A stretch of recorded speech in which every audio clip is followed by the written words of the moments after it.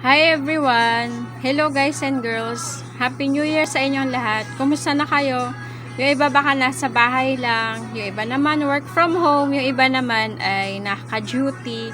Well, may ginawa akong tula nung year 2023, bali month to na October, and hindi ko pa siya na-ipapublish. So, gusto ko magpasalamat agad dito sa mga makiklik dito sa aking YouTube channel.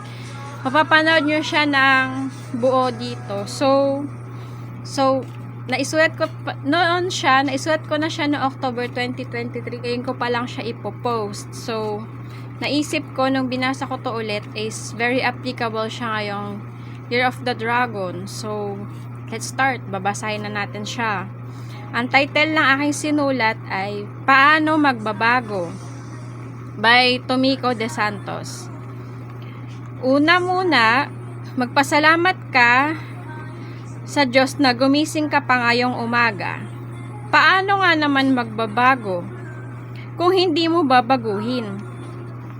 Gusto mo na ba talaga ng pagbabago? Paano? Gusto mo pa rin yung luma. Inis na inis ka na at sawan-sawa ka na sa luma. Ikaw rin ang nagpapahirap sa sarili mo, kaibigan? Ano ba talaga ang gusto mo? Kailangan mo nang magdesisyon. Kalabanin mo ang sarili mo para unti-unting magkaroon ng pagbabago. Mahabang tiyaga. Maski mahirap kalaban ang sarili, ipagpatuloy mo lang. Kahit nag-aaway na yung utak, puso at kutob mo, manatili kang matatag.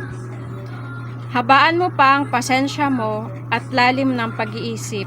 Pagkatapos ng ilang taon, makakamit mo rin ang ninanais mong pagbabago. Yun lang po at maraming salamat. God bless everyone. Bye!